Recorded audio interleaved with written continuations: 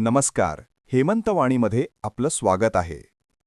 आज आम्ही तुम्हाला सोलापूर जिल्ह्यातील करमाळा शहरात घेऊन आलो आहोत, जिथे नुकताच अत्यंत उत्साहात आणि भक्तिमय वातावरणात श्री दत्तात्रेय जन्मोत्सव साजरा झाला.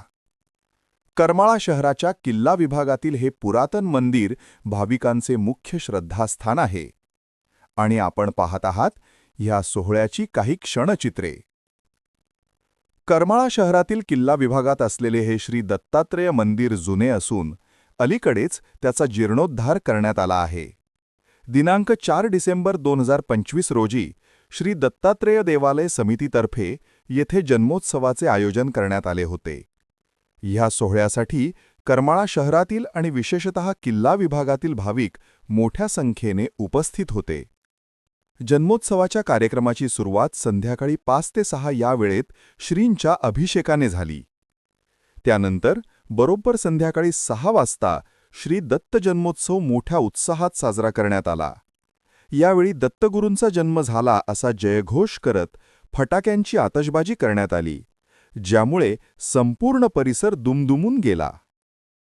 जन्मोत्सवानिमित्त मंदिराला आकर्षक विद्युत रोषणाई करण्यात आली होती आणि सुंदर रांगोळ्या काढण्यात आल्या होत्या.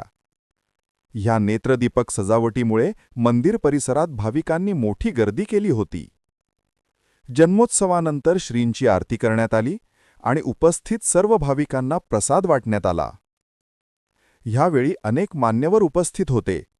दत्तदृक्त श्री चंद्रशेखर जोगळेकर ह्यांनी आपलं मनोगत व्यक्त केले आणि ह्या सोहळ्याचं महत्त्व सांगितले. भाविकांच्या चेहऱ्यावरचा आनंद आणि उत्साह पाहण्यासारखा होता. अशा प्रकारे करमाळा येथील किल्ला विभागातील श्री दत्तात्रेय मंदिरात दत्तजन्मोत्सव सोहळा भक्तिमय वातावरणात पार पडला. पुढील वर्षी पुन्हा भेटू. तोपर्यंत पाहत रहा. स्टुडिओतून मी हेमंत केळकर, सहसंपादक अविनाश जोशीसह धन्यवाद. व्हिडिओला शेअर, लाईक आणि चॅनल सबस्क्राईब करायला विसरू नका ही विनंती. आज अतिशय पवित्र असा दिवस श्री दत्त जयंतीच्या निमित्तानं मी सर्व भाविक भक्तांचं, किल्ला विभागातल्या माता भगिनींचं हार्दिक स्वागत करतो. तसं पाहिलं तर किल्ला विभागातलं हे मंदिर अतिशय पुरातन आणि प्राचीन आहे. आमचे मित्र अविनाश जोशी यांच्या घराशेजारचं हे मंदिर किल्लाच नाही तर संपूर्ण शहरातले अनेक नागरिक जे श्री दत्तात्रयांच्या चरणी लीन होता, ते या ठिकाणी किल्ला विभागातले श्री खोलेश्वर, श्री भगवान महाविष्णू, श्री शनिदेव आणि मारुतीरायाचं दर्शन घेतल्यानंतर न चुकता किल्ला विभागातल्या श्री दत्तात्रयांच्या पादुकांचं दर्शन घेतात. या पादुका पहिल्या अतिशय निर्गुण पादुका आहेत. श्री गाणगापूर क्षेत्र या ठिकाणी जशा निर्गुण पादुका होत्या, त्याच पद्धतीने या ठिकाणी भगवान दत्तात्रयांच्या पादुका आहेत. त्याचा जीर्णोद्धार आमचे मित्र अविनाश जोशी यांनी केला असं म्हणणार नाही, पण दत्तात्रयांनी त्यांना आज्ञा दिली आणि सगळ्यांनी सहकार्य केलं. कुणी रंगकाम केलं, कुणी बांधकामाचं काम केलं. अनेक ठिकाणाहून देणग्यांचा ओघ आला आणि मला वाटतं की कुठलंही कार्य हे स्वतः माणूस करत नाही, माणसाला जन्म घालणारा सुद्धा परमेश्वरच आहे. त्यामुळे ही शक्ती आधी दत्तात्रयांनी आम्हाला दिली आणि दरवर्षीप्रमाणे अतिशय उत्साहामध्ये 2025चा हा आजचा दिवस श्री दत्त जयंतीचा साजरा होतोय. तसं पाहिलं तर दत्तात्रयांच्या माहूरगड, श्री गाणगापूर, श्री क्षेत्र पिठापुरम, कुरवपूर, त्याचबरोबर गिरनार या सगळ्याच ठिकाणी आज एकाच वेळी दत्त जयंती साजरी होते. आणि या दत्त जयंतीच्या निमित्तानं किल्ला विभागातल्या मी जागृत यासाठी म्हणतो की काही भक्त मंडळी जो मनातल्या इच्छा बोलतील ते या ठिकाणी त्यांच्या सफळ संपूर्ण होतात. आणि जो या दत्तभक्त भगवान दत्तात्रय आहेत, आपल्या ज्या काही मागण्या असतील, संसारातल्या असतील, अध्यात्मातल्या असतील किंवा कृष्ण दत्तात्रय हे मी करत असतात.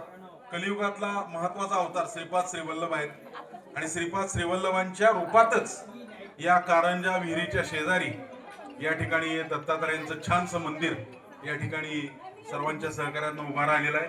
अविनाश जोशी त्यांचा परिवार दररोज याची पूजा, नित्यपूजा पादुकांची सुगंधित चंदन, अष्टगंध लावून आणि सुगंधित द्रव्यांनी म्हणजे अत्तरांनी वगैरे दररोज पूजा केलेली असते. सकाळी मन प्रसन्न होईल अशा पद्धतीचं वातावरण या ठिकाणी आहे.